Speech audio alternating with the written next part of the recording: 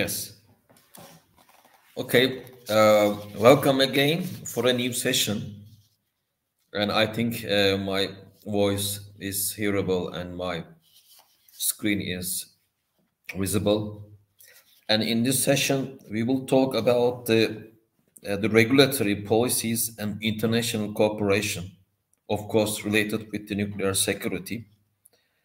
And in this session, I have two very esteemed and very valuable and lecturers and professors regarding with the nuclear security, and it is uh, uh, Professor Dr. Şebnem Odun, and she's Tepe University, and she's from the Department of International Relations and working in Ankara, and she is the education and PhD in Bilkent University International Relations, and her thesis was about understanding the nuclear energy debate in Turkey, internal and external context. So she is going to give a presentation about the overview of nuclear security and current issues. And I'm sure that she's going to make a very valuable presentations, and it's going to be the main purpose of the whole the nuclear security forum. So I don't want to make my speech longer. So the floor is yours, uh, Professor Shebnem. Yes, please. Thank you very much. I appreciate your invitation, dear Professor Kenar, for this session. Before I start, I just would like to give a little information to the viewers, especially about my background for nuclear security, because the term in English is clear, but in Turkish it is perhaps not that clear because of the translation issue, not just in Turkish, but also in several other languages, except for maybe English and French. In Turkish, we call it nükleer emniyet, and for nuclear safety, we say nükleer güvenlik, although by itself, the security, word security, especially in our field, is translated into Turkish as güvenlik. So for those of you who are unclear about this, I just wanted to make this distinction. And second, I also would like to underline that I'm working on this issue, on this topic, both domestically and especially internationally, under the umbrella of the International Atomic Energy Agency. We have an International Nuclear Security Education Network, and I am participating both as a member and since 2015 as in the leadership when I was chair of the network between 2018 and 2019. And I'm today very happy to be able to share the context, especially from an international relations perspective. And I'm grateful to the speakers, very important speakers in the previous session, Professor Suda Ergin from Hacettepe University and Mr. Reşat Üzmen, who laid the technical basis for this presentation as well. This is actually going to be my outline for first defining nuclear security, about its background, actors, capabilities, threats, targets, and scenarios. So this part is basically more influenced by an international relations and probably a military perspective.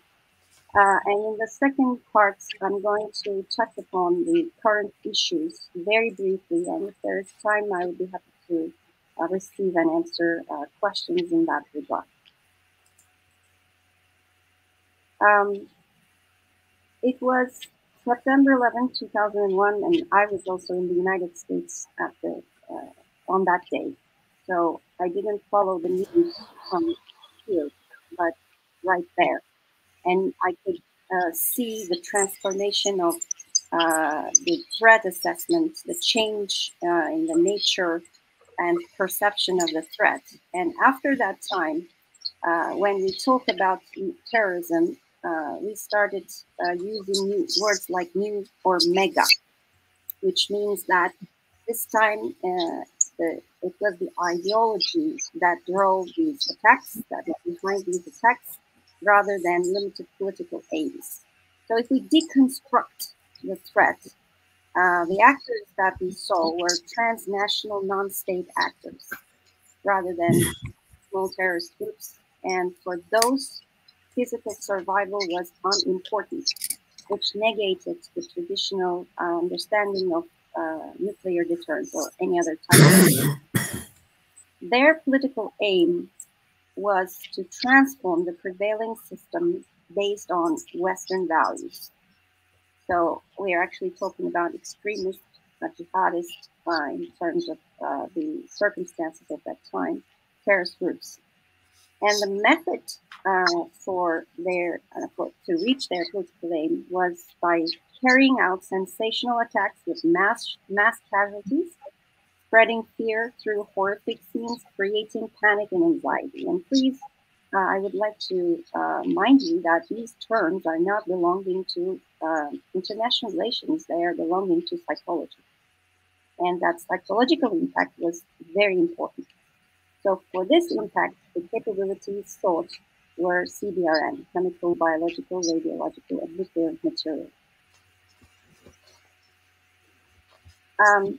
If I can just present very simply, the definition of the threats is the intention and the combination of the intention and capability to inflict harm.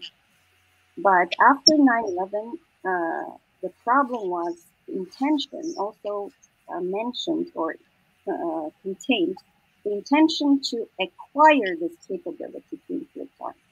So the main issue was to prevent any group, individual, or anyone to get hold of this material. So the strategy ceased to be deterrence, but became prevention.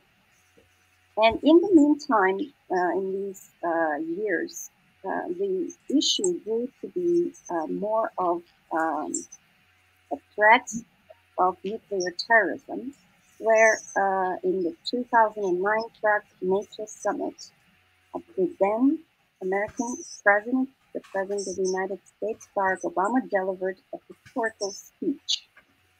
This is an excerpt from that speech. I'm not going to read all of them, but I just underlined his main message.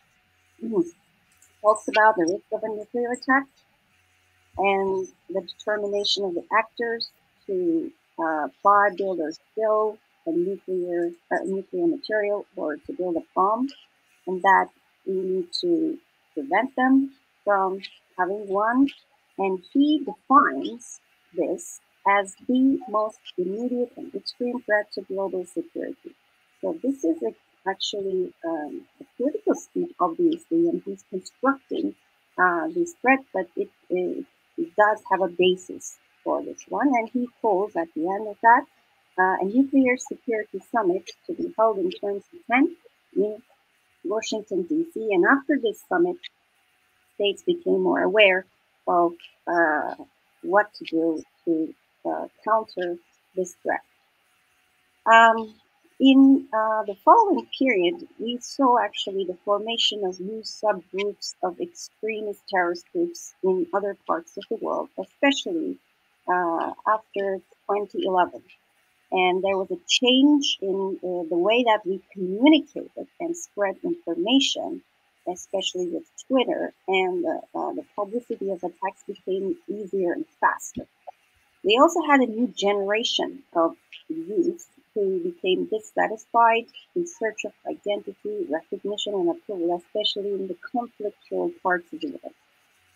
And everyone, including these people, had greater access to information technology, and they could exploit the gaps in cyberspace, where the focus especially moved to creating fear, horror, and drawing attention in social media. So considering all of these things, I would like to present you a table that I prepared to establish the difference between nuclear proliferation and nuclear terrorism. For social science and international relations in particular, the distinction between these two actors is critical in our analysis.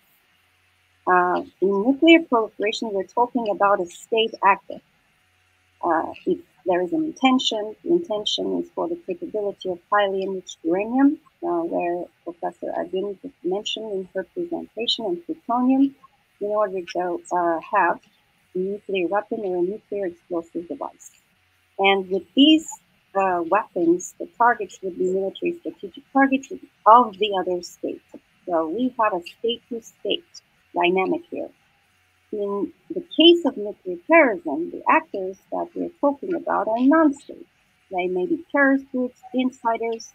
They may be carrying out cyber attacks or keeping nuclear facilities as hostage.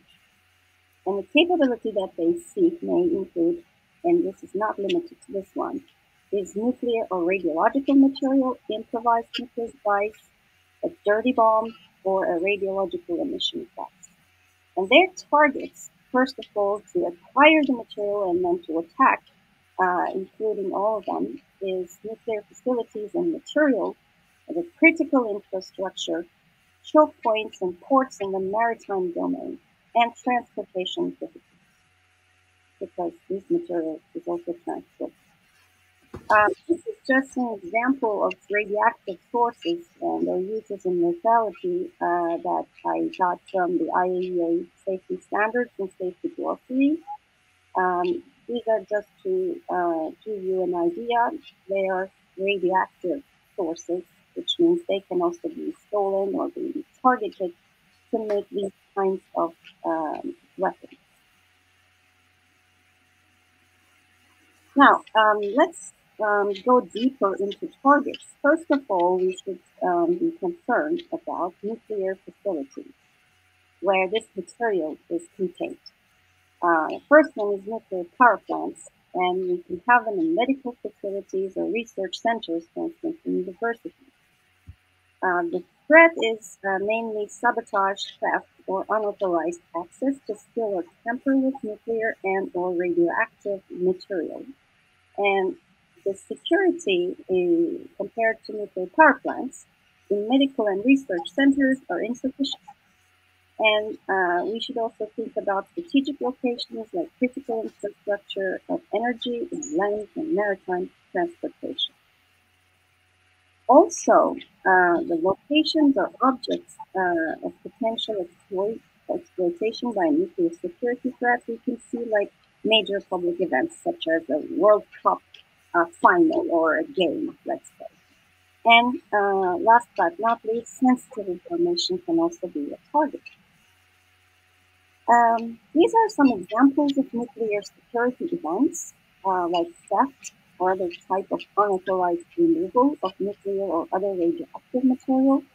So the highlight is theft, sabotage, unauthorized access, the sabotage of nuclear or other radioactive material for their associated facilities, attempts to smuggle radioactive material into the state, unauthorized possession of nuclear or other radioactive material, deliberate unauthorized acts to irradiate persons, and deliberate act to contaminate food or water supplies or the environment with radioactive materials, and last but not least, detonation of a radiological disposal device.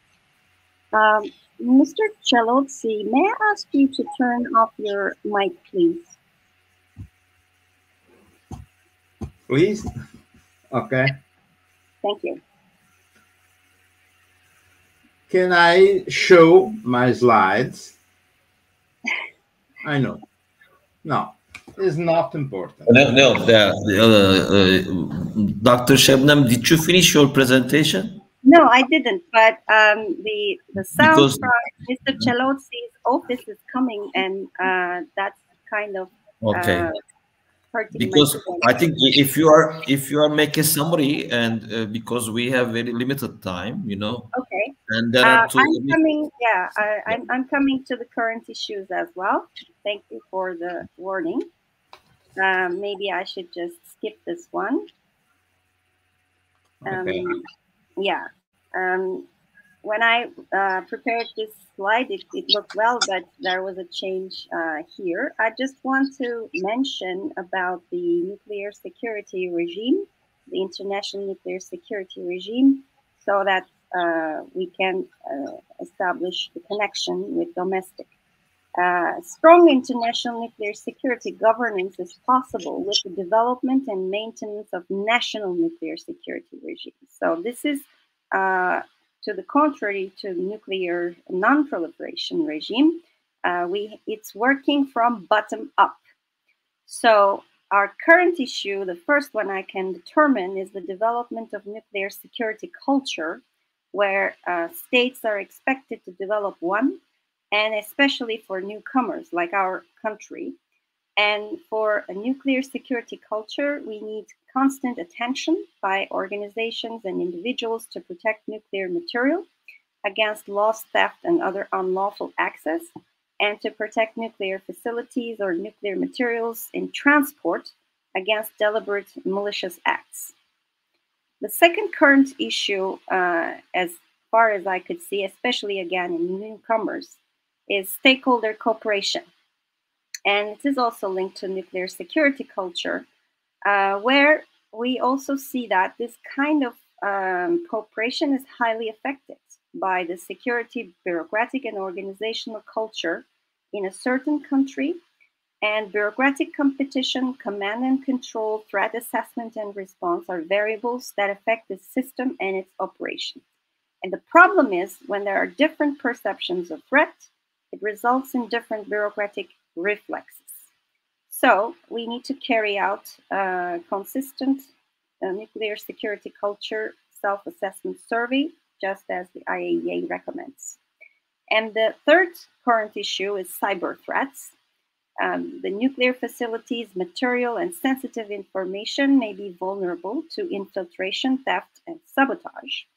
One of the understudied threats is insider threat, as we call, such as dissatisfied individuals who can cooperate with criminals or terrorist groups, and those who have authorized access to vital areas or sensitive information can change, tamper with data, the material as well, and share such information.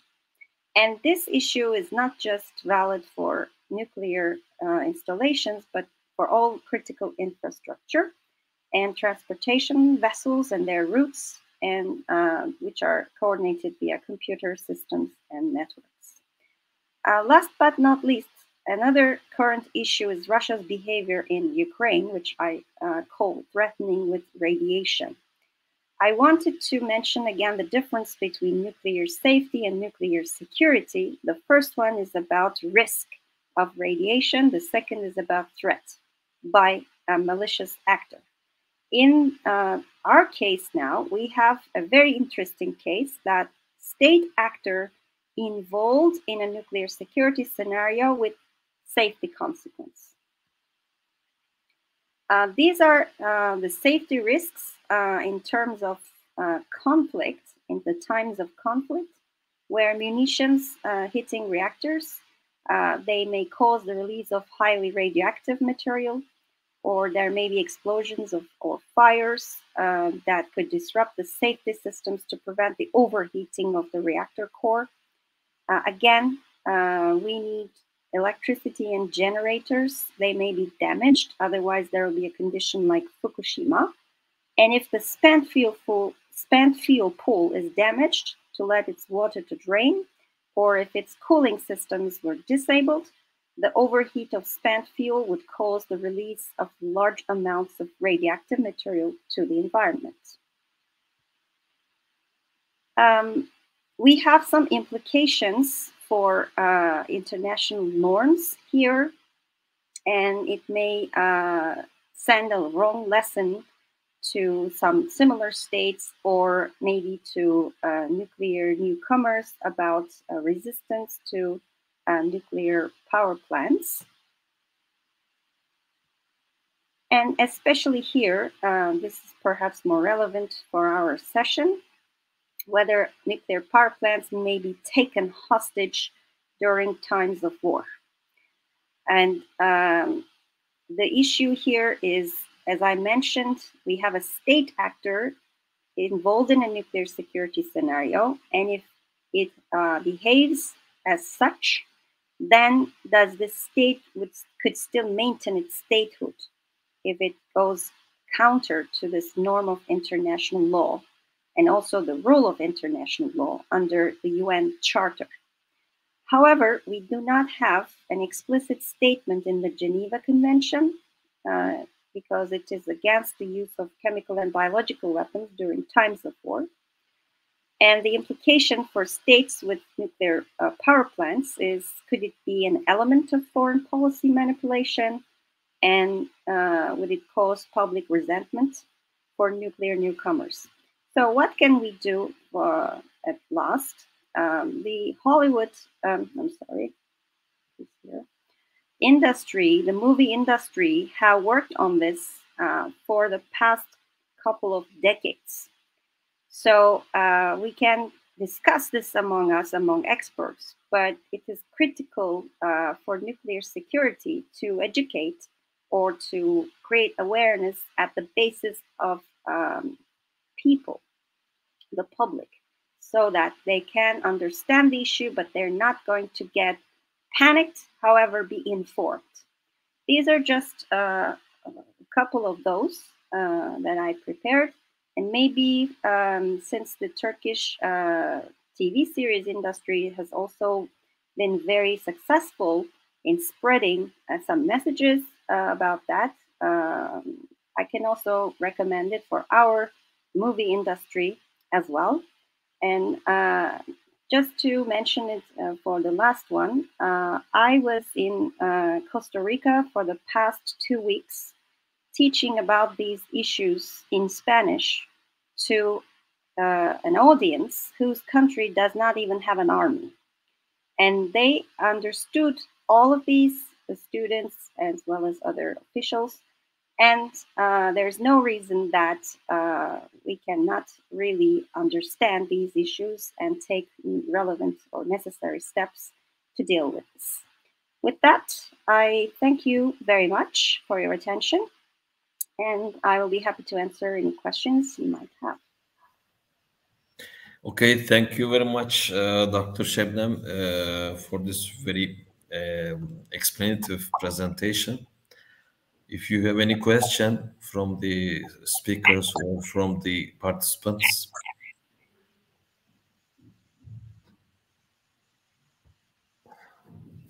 So thanks again, Dr. Şebnem.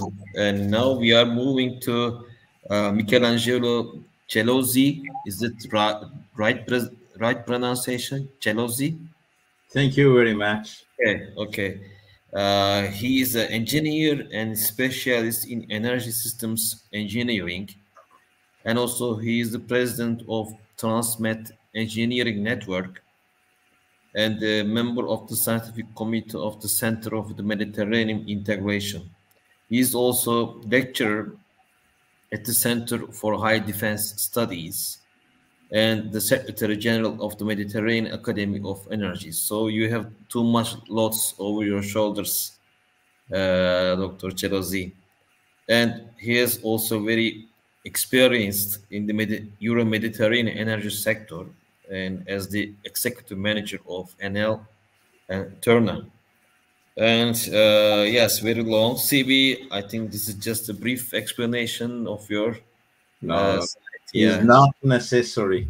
Yeah, because it's too much long, and I have all yet my ear. I prefer not to comment my CV, but discussing with you about the current situation. Yes. I didn't send. Yes, this is your floor. Yes, please. But if you want, I know I can try with the facility. No. You would share the presentation? Okay. I have charged. I am charging my. Do you can see? No, we don't No. see. No, we don't see anything. No. No, I think you have to share from the presentation here. Okay. Anyway, it's not important. I can speak about Okay. because I have not data or other Yes. figure to show. Yes. The floor is yours. Yes, please. We are listening to you. Anyway, I am the last engineer of the generation before the it preceded the Italy abandonment of nuclear power plants.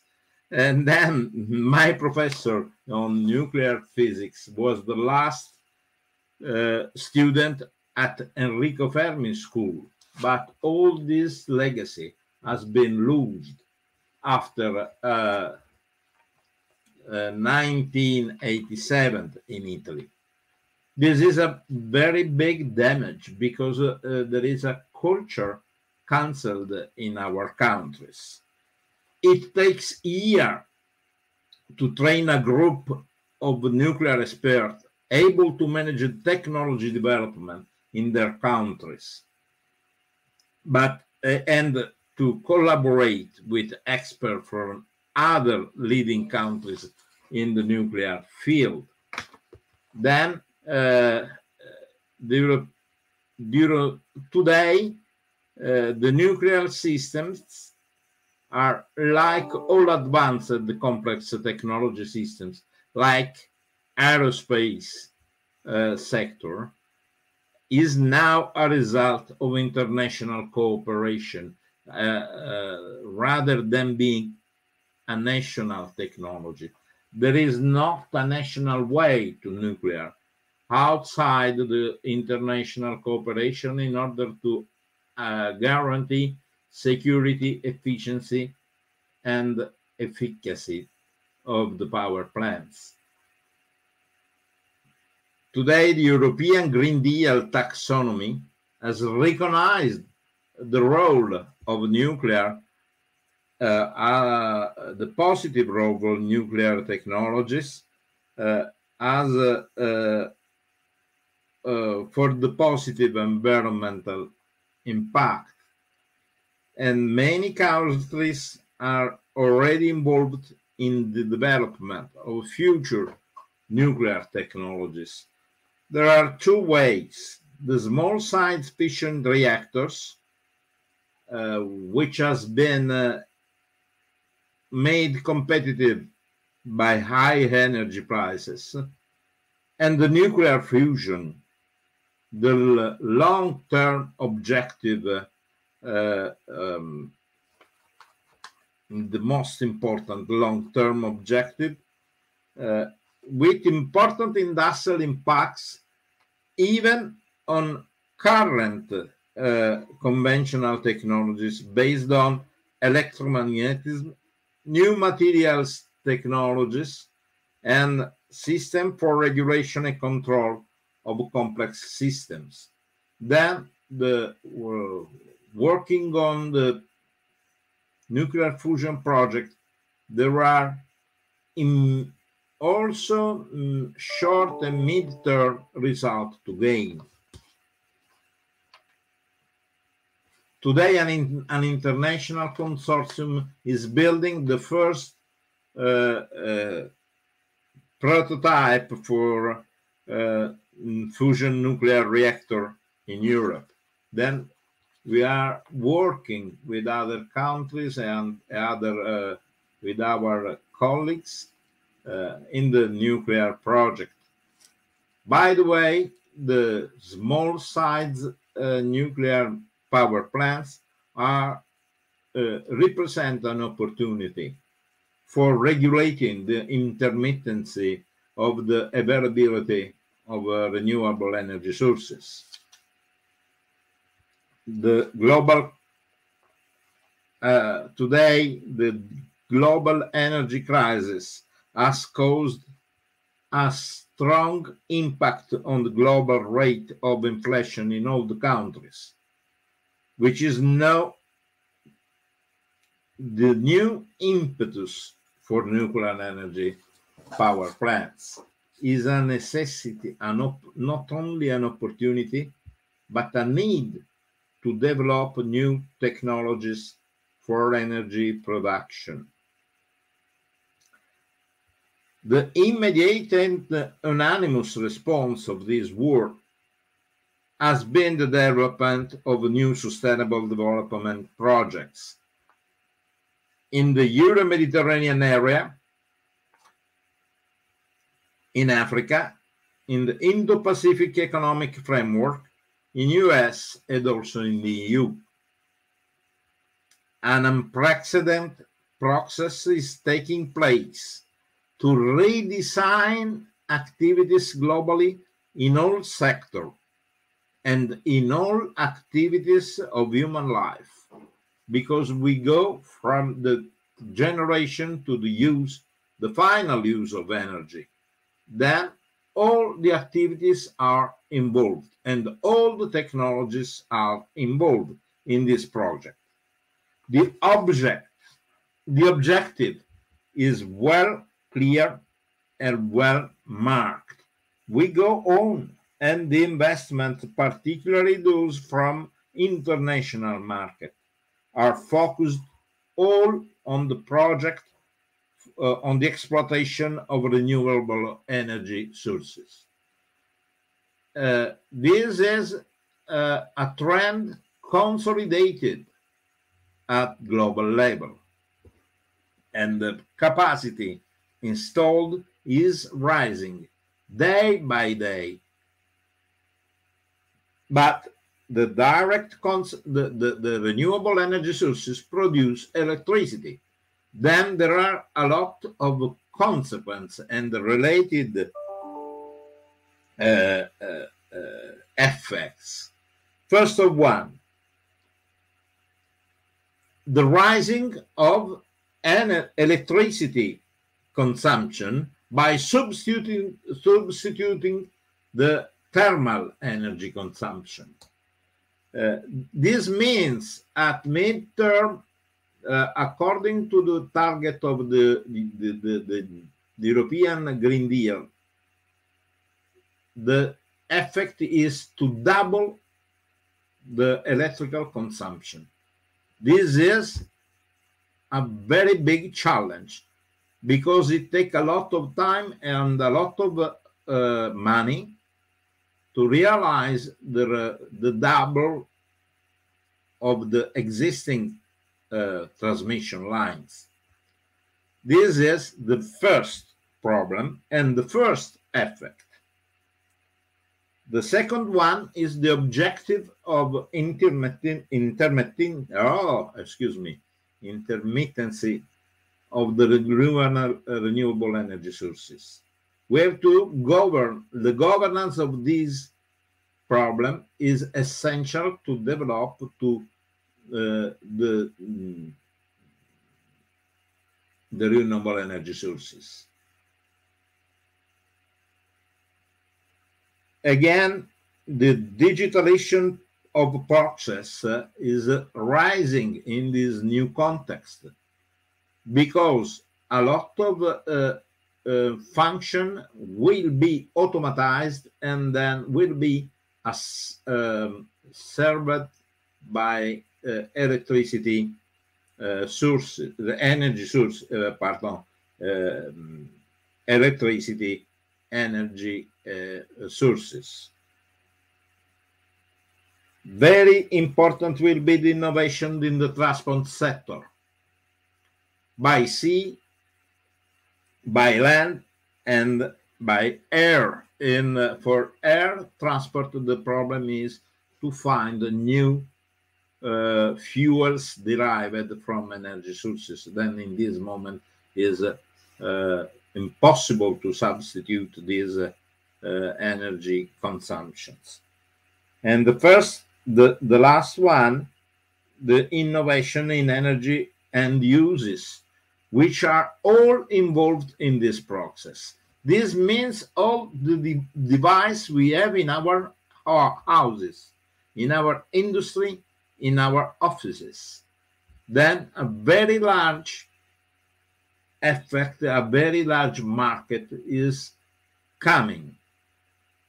But integration of energy system is essential to optimize all resources uses, all not only energy, but also the efficiency, the economic resources and the job resources.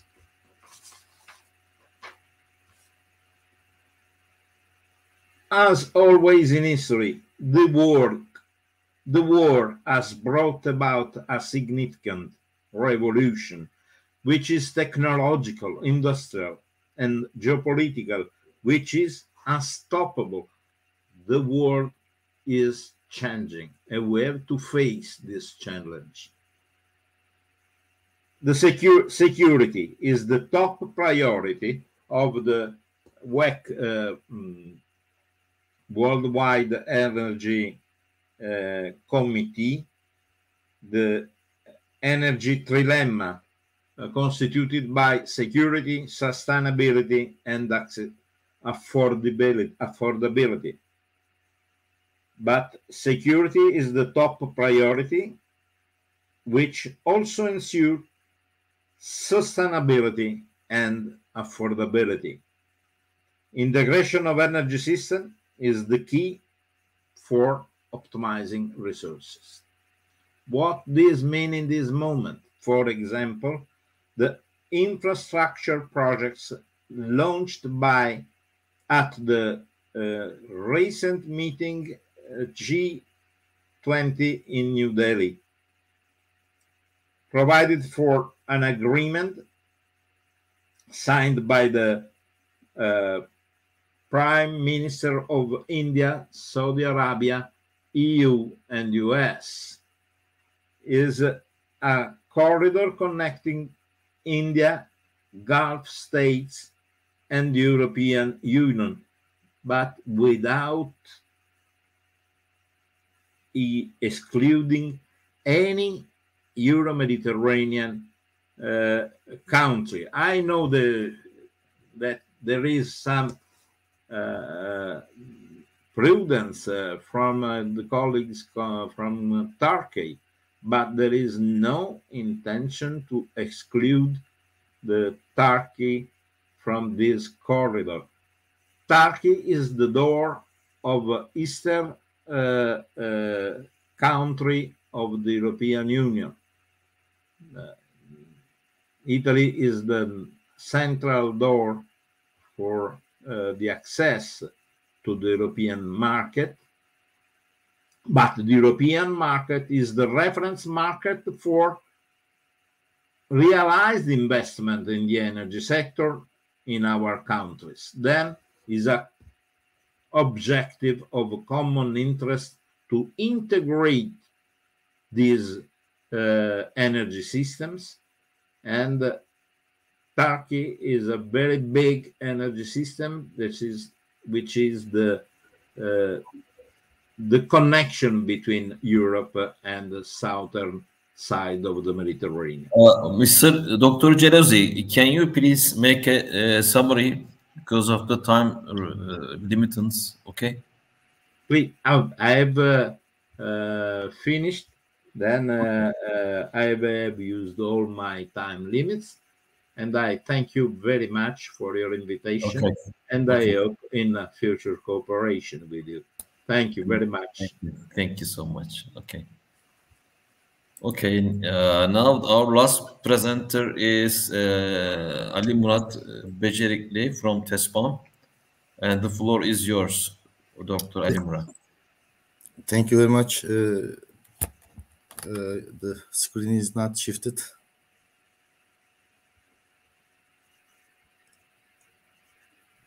Okay.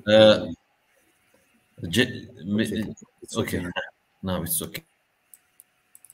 Can I share my presentation? Okay, it's now. Yes, yeah, we can see.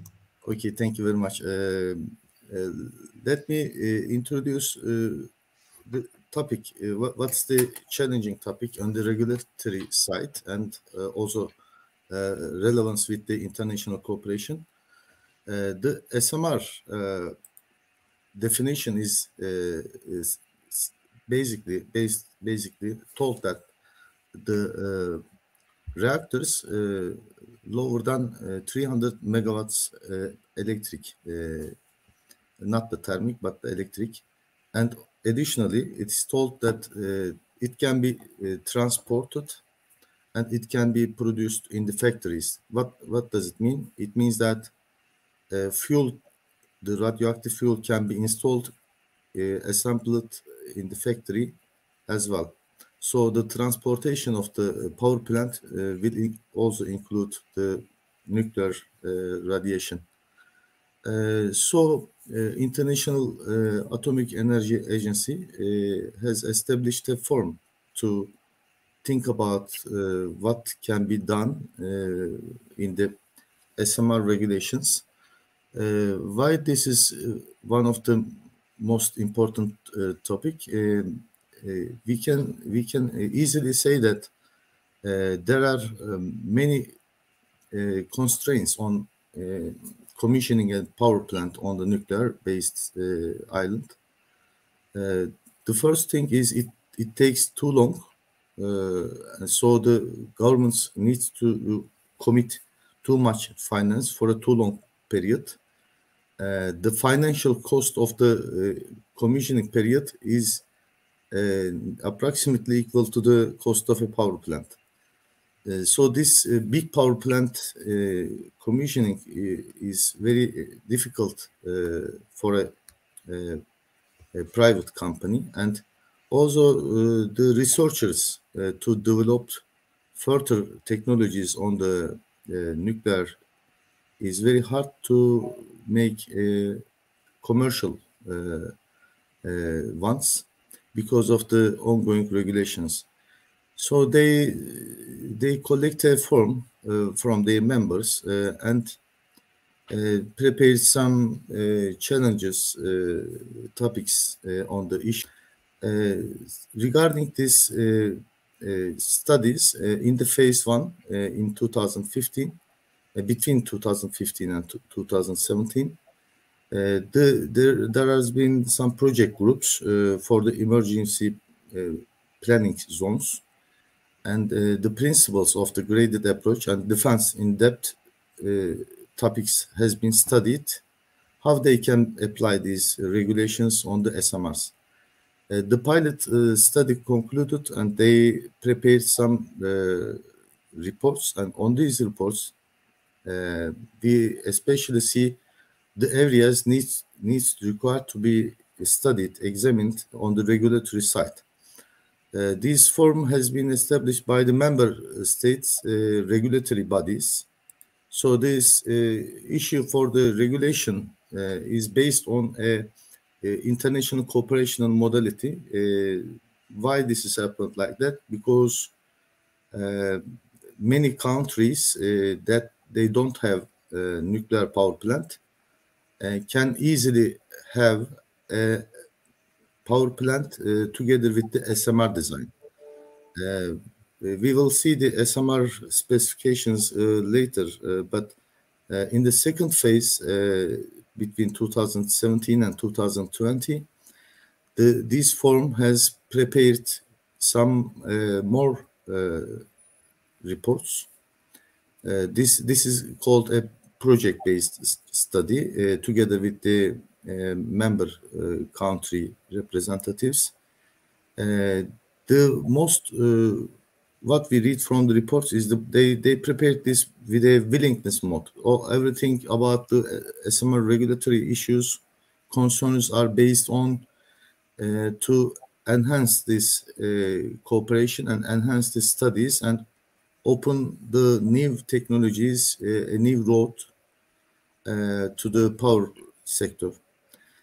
So the second phase has been concluded in 2020, and they prepared three working groups has been studied on the issues, and they studied on the licensing issues, design and safety analysis of the SMRs, and together with the mobility and the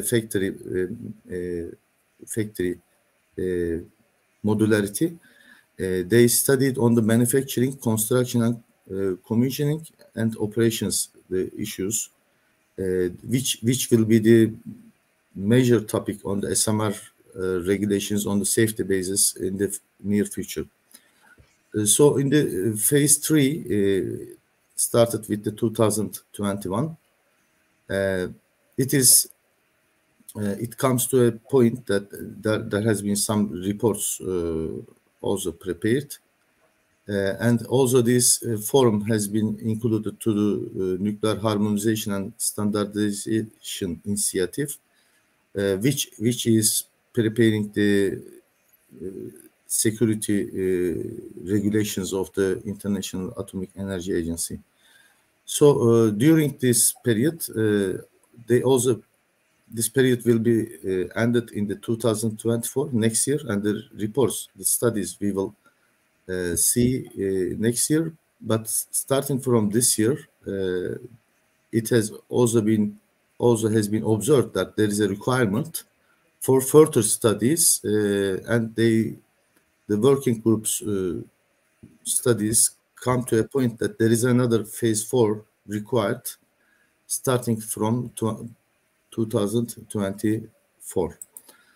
Why the issue is so complex? Because there are over 70 commercial SMR designs already. It was 50 2 years ago, but now it is 70, and it's going to be more than this, because the small size makes the investors attracted in this issue instead of advanced power plants.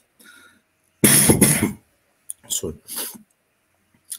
We see that in this table there are 4 different SMR types bases. These bases are all includes different technical safety regulations, because all has different structures. So this licensing SMRs, already licensed SMRs and constructing SMRs countries has been raised to 5, namely Canada, China, Russia, South Korea, and United States, and it could be more in a few years, we think, because the size of the SMR technologies is very attractive, starting from 10 megawatts to 300 megawatts. There are variety of capacities to generate power with the NPPs. That's why the member states included very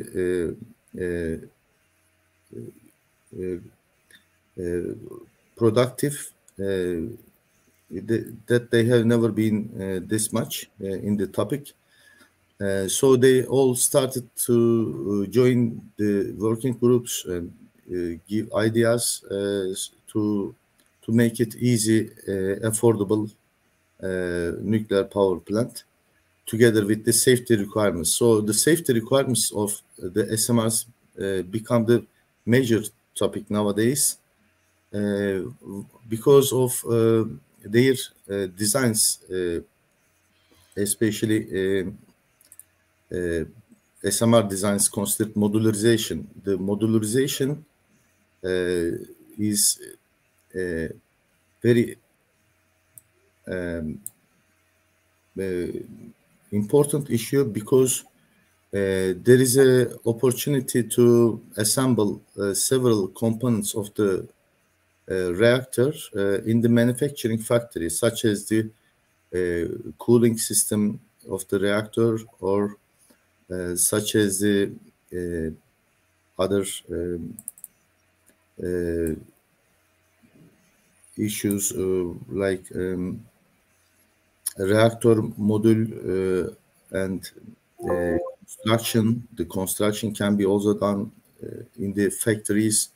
So the transportation of the SMR design, transportation of the SMR is important because of its acceptability for the market, and it can be very widely selected model of a nuclear power plant. So the steam generators or the circulation pumps, like components like that, can be installed in the factory.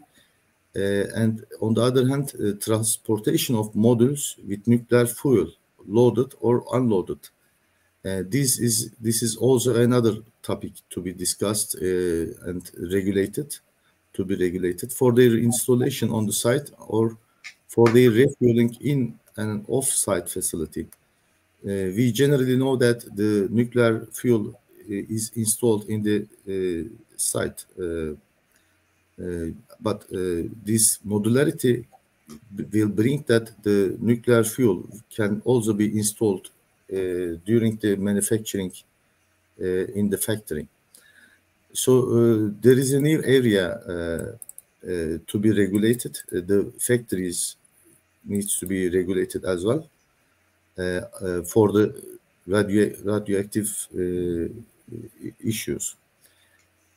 So interfaces between safety, security, and safeguards will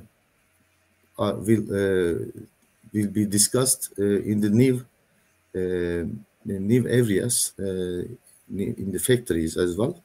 In addition, the modularization of the SMRs might challenge the regulatory process in relation to the safety requirements for the design of the NPPs in relation to proven engineering practices or the provision for construction.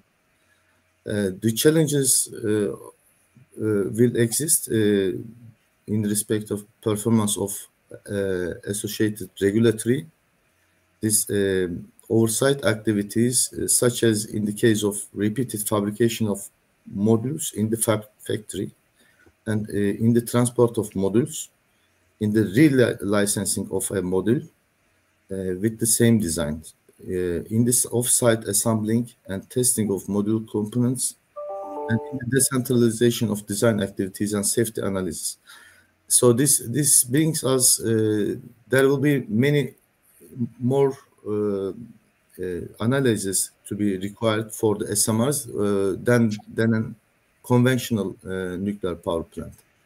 But this will bring some complexity, yes, but this is also bringing some easy solutions because of the of this modularization, because in a factory you produce many reactors at the same time, but this will bring a standardization in the regulation and also a standardization in the licensing of a procedure. It will not be a tailor-made solution. It will be a fabrication solution.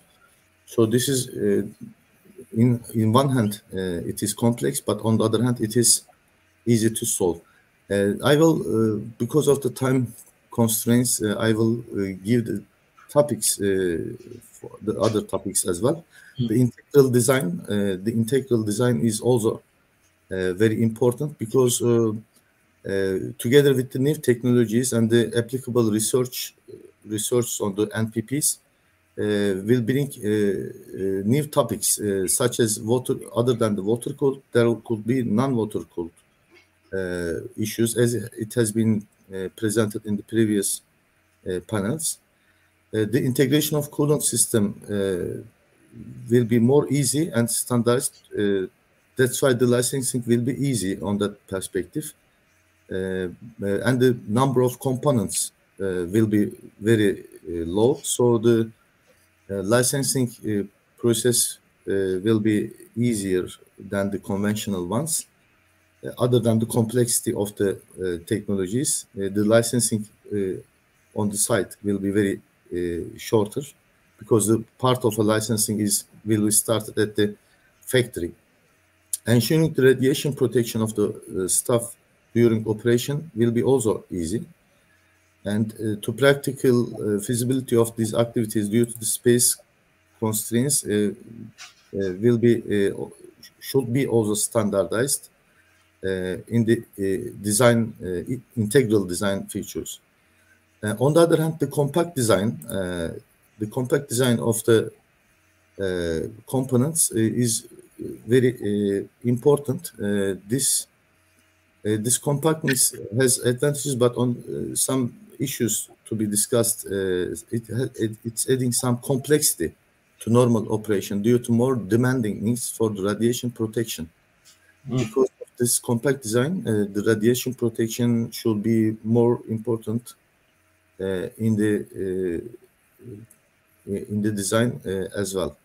So the design licensing will be more complicated, but the commissioning, the installation licensing will be more easy in this SMRs comparing with the conventional ones. The other topic is the modularity. The modularity of a SMR is very popular because you can bring everything in one place and easily. You can what we are talking about, it's the nuclear steam supply system. The modularity is understood as the possibility for a subsequent placing of SMR modules close to each other. It means that in one site you can install more than one reactors, and you can add several ones. For example, 10 reactors on a site. You can add it year by year. So sharing structures, the problem on this issue is modularity might affect the dependence and independence between design provisions due to the proximity of the modules, sharing structures, systems, components, spent fuel pool, several modules, or the main control room, some other things like that on the operational side. Another topic for the regulatory safety requirement is multiple barriers required with the radioactive materials. These topics are considered under the fuel matrix, the fuel cladding, the reactor coolant pressure boundary and connect systems, and the containment structure. In the conventional NPPs, the number D, the containment structure, is the final barrier we picked. So the thickness of the concrete is important as well. But in the modular SMRs, this is not the containment structure is not the final barrier. There could be more barriers that can be implemented in the transportable mobile structure of a power plant. And there is another constraint on the passive design features. Natural circulation, the passive protection of a power plant on small driving forces that might be affected by certain phenomena and might compete with the pressure losses resulting from aging effects or clogging, which could jeopardize efficient reactor cooling and fuel integrity. In addition, effective and reliable activation and operation of passive systems need to be further substantiated by research programs, operating experience feedback, and performance tests. When we look at this, performing normal operation activities on the passive systems, such as in service inspections and tests, require specific considerations since such activities may alter the system configuration and thus influence its activation or performance. The other topics to be discussed, one of them is the human factor, fuel enrichment and performance, safe reactor shutdown, coolant, coolant is very important because the European researchers are mostly focused on the molten salt or the other coolant materials to make it more efficient. Coupled facilities, protection against internal and external hazards, as mentioned in the previous speech, confinement system, specific design features for aging management, and specific features for the radiation protection. I will summarize in this short period and let's say some more words. Since 1997, there has been additional protocol on the table that the member states can sign and make it active. As Turkey, we have signed this additional procedure in 2000, and this additional procedure measures additional authority given by the member states to the International Atomic Energy Agency has been entered into the force in the 31st March of this year. So it is a long protocol, but it gives some important authorization for the International Atomic Energy Agency. They can make inspections. Their limits for the inspections has been the limitations has been resolved, and this brings Atomic Energy Agency extreme authority on the inspections to the countries, and they can collect samples beyond the declared locations.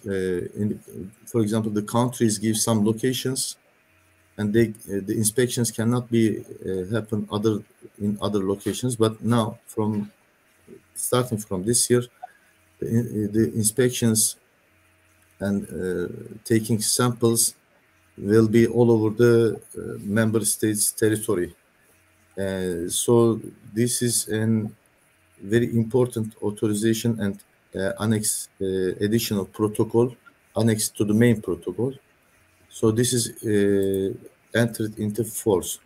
For the last words, I would like to mention that together with the SMR integration, we saw that European Union has established a new body related with the nuclear power plants.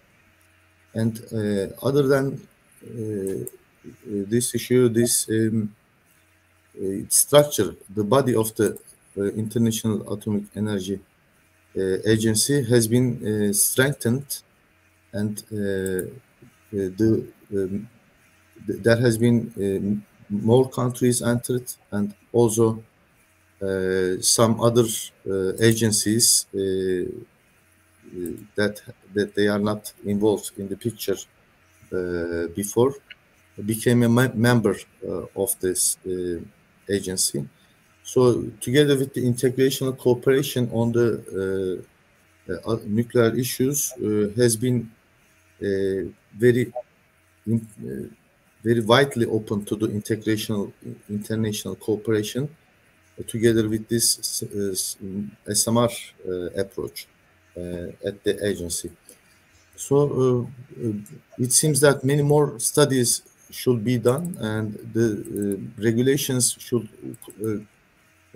be enhanced to the daily life of the people, and the many manufacturers, thousands of component manufacturers will be in the picture together with the academy in the upcoming future. We observed that 70 different kinds needs thousands of different regulations on the safety measures. Thank you very much for this opportunity. My words are concluded here. I give the floor to the moderator to close the session. Thank you very much. I will send you my presentation in PowerPoint. Okay, okay. See you later. Thank you very much, Şebnem Hanım, for your presentation and value to our panel today. Thank you very much. Thank you. Thank you very much.